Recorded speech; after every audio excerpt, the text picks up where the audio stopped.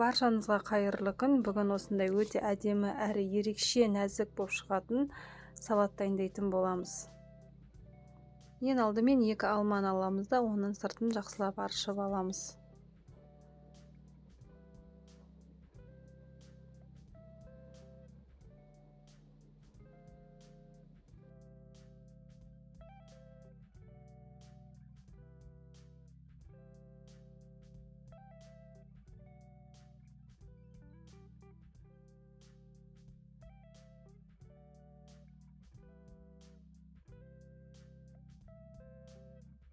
Алманы аршып боқалдық, енді оны ары қарай үкіштен өткізетін боламыз. Үкіштің осындай үлкен жағынан өткізіп аламыз.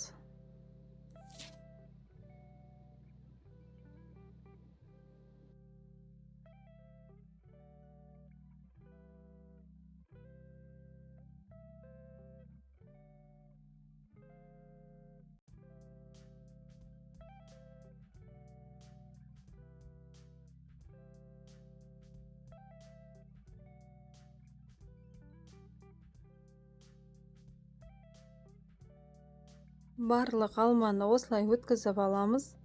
Өткізіп болған соң оны ыдысымызға саламыз.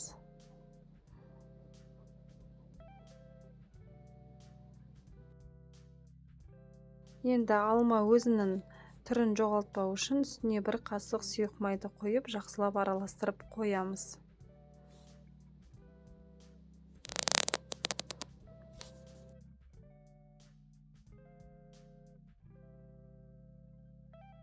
Енді қызылшамызды аламыз да үкіштің үлкен жағынан өткізіп аламыз. Барлығын осылай біркелкі етіп өткізіп шығамыз.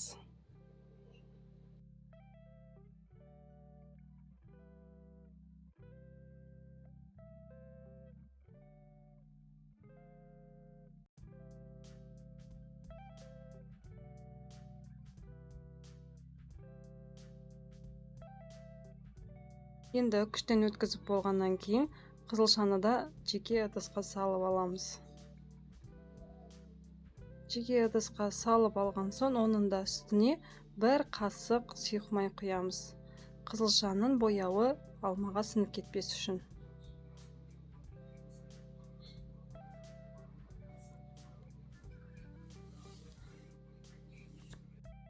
Енді мейізімізді аламыз.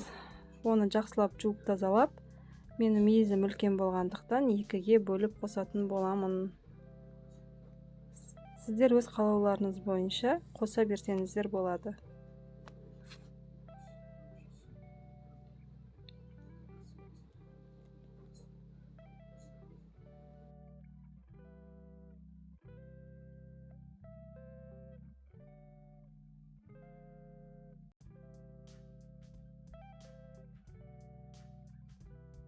Қызылшамыздың үстіне алмамызды салатын боламыз.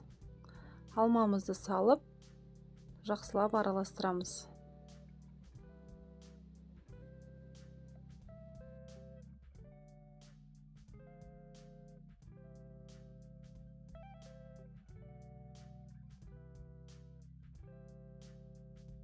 Енді салатымыздың үстіне мейізімізді қосатын боламыз.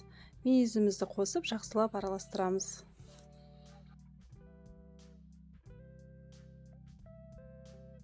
Енді салатымызға 2 қасық қаймақ қосамыз.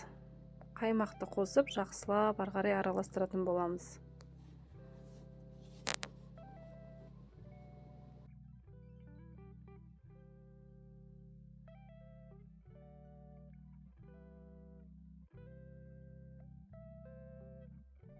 Енді грек жаңғағын алып, мен оқтаумен жақсылап үгітіп аламын. Осылай жақсылап үгітіп аламыз. Оны да қазір салатымыздың үстіне қосатын боламыз. Грек жаңғағымен салат өте дәмді болып шығады.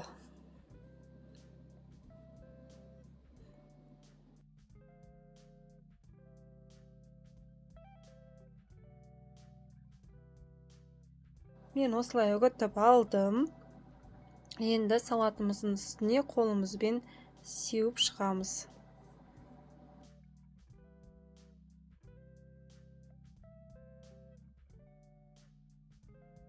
Міне достар, біздің салатымыз дайын болды, әрі тез оңай дайындалады. Сіздер де жасап көріңіздер.